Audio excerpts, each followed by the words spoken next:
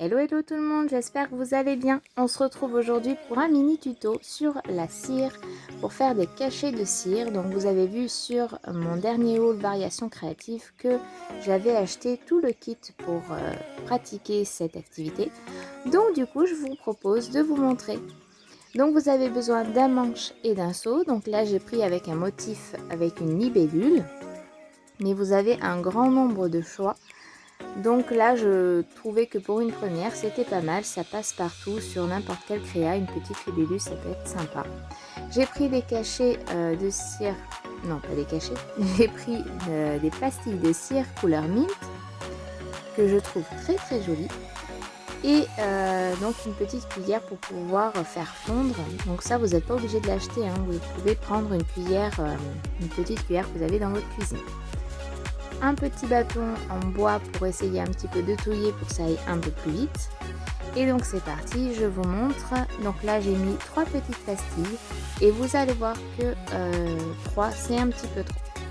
Quand je vais l'étaler et mettre le seau dessus, ça va un petit peu s'écraser, donc je vais diminuer la dose, donc je vais en enlever un et je vais mettre que 2 pastilles. Tout ça est très simple, alors je coupe un petit peu la vidéo pour voilà, éviter de vous faire patienter au niveau de la fonte de la cire, parce que c'est quand même sur une vidéo pardon, un petit peu long. Mais du coup, ça se fait quand même assez vite et c'est très pratique, c'est très simple à utiliser. Donc voilà, là j'en remets 2, vous voyez tout autour de la cire, ça s'est un peu trop écrasé, donc là encore une fois, pas de problème, toujours une solution, vous prenez votre ciseau et vous allez pouvoir couper tout autour. Ça reste très souple, donc du coup, il n'y a pas de problème, ça se coupe très bien au ciseau.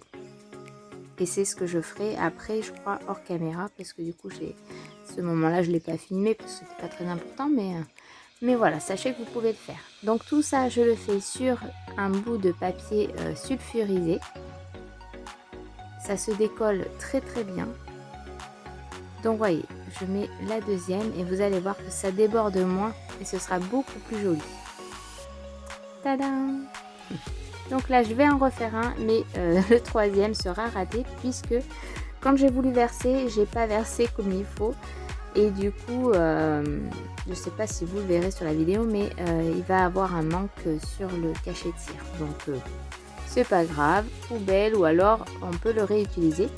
Vous le recoupez en petits morceaux et vous le refaites fondre. Et comme ça, vous refaites votre petit cachet de cire.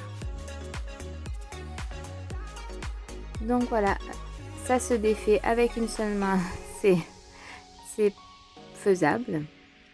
Vous voyez, vous décollez tout simplement, c'est assez souple comme je vous le disais. Et vous voyez, là j'ai pas étalé ma cire comme il faut et du coup, je vais avoir un manque sur un côté.